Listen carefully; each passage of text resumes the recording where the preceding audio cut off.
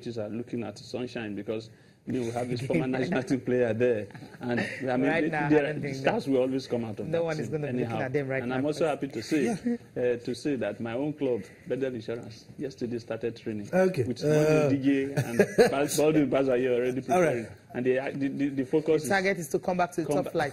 At the end of this season. Wait. But when did they go on relegation? Like 2010, right? We are staying too long in Poto. But I don't. Duke probably would have been in the best position to answer this. But from the point of an observer, do you think they have gone past that stabilizing? Because last season was all about stabilizing, keeping Sunshine in the top flight. Do you think this is what they will still try to do? Try to avoid relegation? Will survival be the top priority? Or you feel they just want to go for it? You know, last week you spoke to Coach Meikaba of Yobe Stars, I think, and he said he has limited purse. He doesn't have a deep pocket. Mm-hmm. Now, I think that it's not the same case with Duke and the management. And so they have a focus. And I expect that the ambition this time around is we have stayed. We just came back last season. We have been able to stay. We are even number 10. So we have stabilized. The team now is go for the broke. Go for the broke. I mean, the teams that are getting the continental ticket, their players don't have two heads. Why not Sunshine Stars? If the money is there. All right. Okay, Ben, I think it's time to travel abroad, Cecilia. Let's talk about the English Premier League. Let's talk about Jurgen Klopp, Liverpool. He's been saying a lot of things, released 2 of his players to come for the CAF Awards. He's the manager who has coughed out £75 million. A lot of people still talking about that up till now, coughed out £75 million for a player. So he's been talking about all of those things. And the game, the FA Cup game against Everton. So let's listen to Jurgen Klopp, and we'll be back for more sports this morning. We know that it will be a tough game, but for Everton as well, that's the most important news maybe. And we will try everything to go in the next round. That's all what we are thinking about. Mo and Phil are not available, so it's not possible. With Virgil, it's different. We have to see he's obviously healthy. Now I have to make a decision for this game, but it's not finally done. So we'll see what we do with him. It's clear that centre half is a position he usually needs to be tuned to the rest of the team, the kind of defending stuff like that. But of course, I can imagine that everybody is kind of desperate to see him on the pitch. But as I said it before, from our point of view, there's no rush in the situation, and it's much more important how many good games he can play for us than how many, and when it starts. All right, Ben, I know Jurgen Klopp is a man you admire, and I don't know what to say, but a lot of people feel that Liverpool still not where a lot of people thought they will be when they got Jurgen Klopp.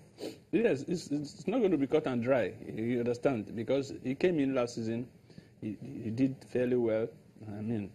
So this season is also consolidating. All the other, how much did he spend? Compared to Man City, for instance, compared to Chelsea. How much was he given by the management of Liverpool to buy some players? And he still was able to buy Mane, Salah, and a couple of, he had a crop of players that are doing too well. Yes, inconsistency might be the word, but I think that they are on the road to becoming the team that will never walk alone. Okay. Okay, yeah, I love that. But then shelling out £75 million for a defender, it shows that, hey, they're really ready to compete. So Klopp is no longer complaining about the fact that players are just too expensive, because that's the only thing he could do. They're playing Everton at the FA Cup today, and Sam Allardyce is looking forward to a player that they are tracking. They just signed the deal has not been finalized. If later today it's been finalized and all that, he will be able to join the team. But the FA Cup against Liverpool will be one of his toughest tests, just coming into Everton. Long negotiation, we've got to that stage now, so that might happen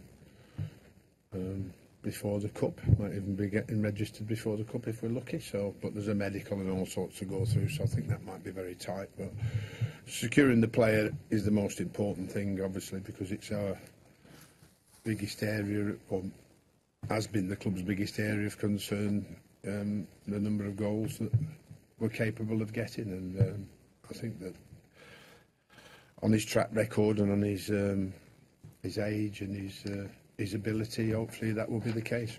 If we get the transfer done and he is successful by scoring goals for us, it would be an exceptionally good deal that we've done, but it'll be down to him when he signs on that he can prove us all right.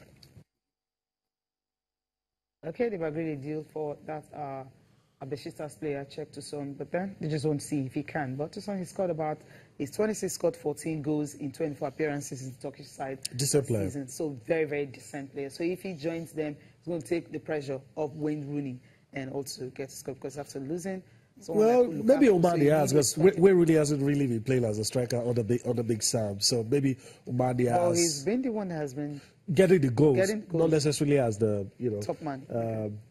But I mean, your views about Big Sam, everything seems to have stabilized. He knows how to stabilize teams. Anyway. He's always been a good coach. That's why, unfortunately, when he resigned or lost that job as England national team manager, I was not too happy, because I remember when J.J. Okocha was playing in the English Premier League, he played some of the best football under Big Sam. And anywhere he goes, turns gold. And I think that he's going to replicate that with Everton, so that, like Cecilia said, it's going to take some pressure. I mean, with the coming of some of these players that he's signing, some of the pressures will be off Wayne Rooney. But Wayne Rooney still remains the key part. Don't forget that Wayne Rooney caught his football teeth at Everton, so he's back home. And yes, so it's also upon him to say, like, look, you groomed me to become a superstar. It's payback time for me.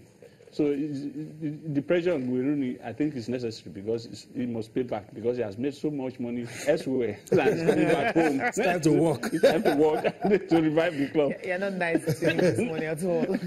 Nobody's not getting any younger. We understand that, all right? We'll go for a break now. When we come back, we'll take some of your tweets and also get to look at the papers.